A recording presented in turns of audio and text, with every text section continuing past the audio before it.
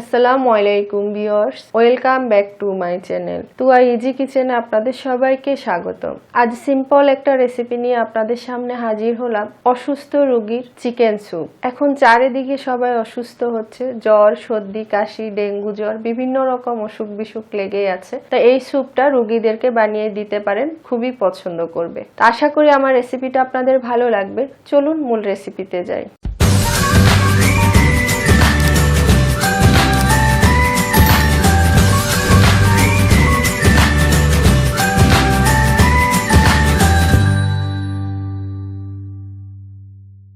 এখানে আমি চিকেন নিয়েছি, দেখতে পাচ্ছেন 2 পিস চিকেন নিয়েছি আর কয়েক পিস হাড় নিয়েছি, পাখনা এবং গলার হাড়। এগুলো আমি একটু থেতো করে নিব। তা আমি এগুলো থেতো করে নিয়েছি, দেখতে পাচ্ছেন। আর আমি ফার্মের মুরগি দিয়ে করছি, আপনারা চাইলে দেশি বাচ্চা মুরগি দিয়ে করতে পারেন এবং বাচ্চা কবুতর দিয়েও করতে পারেন। এতে করে স্যুপটির টেস্ট এবং পুষ্টিগুণ আরো ভালো আসবে। তো এখানে আমি প্রায় 1.5 কেজির মতো নরমাল পানি নিয়েছি আর থেতো করা চিকেনগুলো দিয়ে দিলাম।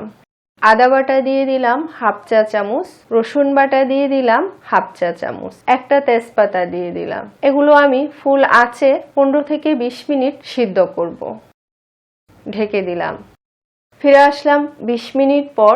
চিকেনটা সিদ্ধ হয়ে পানিটা প্রায় অর্ধেক হয়ে গেছে। এখন এগুলো আমি ছেঁকে নিচ্ছি। চিকেনটা এবং চিকেন স্টকটা আলাদা করে নিচ্ছি। চিকেনটা ছেঁকে নিয়ে নিলাম একটা প্লেটে।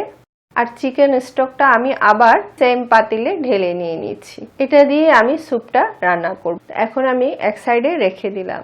আর এখন আমি মাংসগুলো ছাড়িয়ে নিচ্ছি।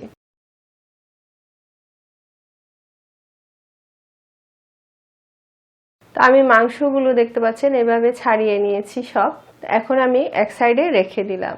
আর এখানে একটা বাটিতে আমি 1 টেবিল চামচ কর্নফ্লাওয়ার নিলাম, সামান্য পানি দিয়ে দিলাম। আর এখন এটা ভালো করে গুলে নিচ্ছি।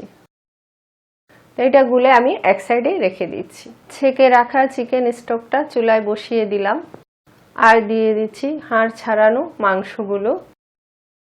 দিয়ে দিচ্ছি 1/2 চা চামচের মতো লবণ আর দিয়ে দিলাম 1/2 চা চামচ গোলমরিচ। আর এটা আমি আধা ভাঙা করে দিয়েছি, একেবারে গুঁড়ি করিনি কিন্তু। দিয়ে দিলাম 1/2 চা চামচের মতো চিনি। এটা অপশনাল, না চাইলে বাদ দিতে পারেন।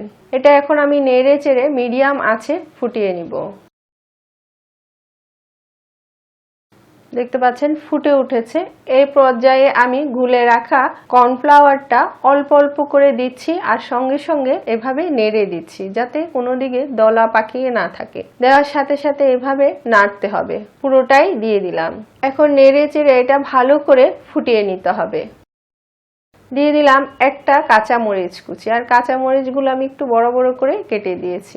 ঝালটা আপনারা আপনাদের পছন্দ মতো কম বেশি করতে পারেন। যদি বেবি হয় তাহলে মরিচটা বাদ দিতে পারেন।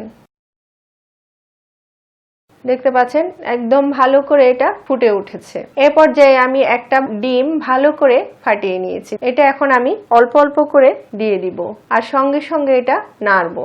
এভাবে করে অল্প অল্প করে দিব। আর দেখতে পাচ্ছেন উপরের ডিমটা ভেসে উঠছে কিভাবে। পুরোটা দিয়ে দিলাম। এখানে এখন আর কোনো কিছুই ইউজ হবে না, যেহেতু রুগীর স্যুপ। এখানে কোনো ভিনেগার, কোনো সস, সয়া সস কোনো কিছুই আমরা আর ইউজ করব না। স্যুপটা এখন কমপ্লিট রেডি। ডিমটা দেওয়ার পর আর বেশিক্ষণ এটা রাখা যাবে না, তাহলে ডিমগুলো বেশি শক্ত হয়ে যাবে, খেতে তেমন একটা ভালো লাগবে না। ডিমটা দেওয়ার পর আধা মিনিটের ভিতর এটা নামিয়ে নেওয়ার চেষ্টা করবেন। তো হয়ে গেছে, এখন আমি আপনাদেরকে পরিবেশন করে দেখাচ্ছি।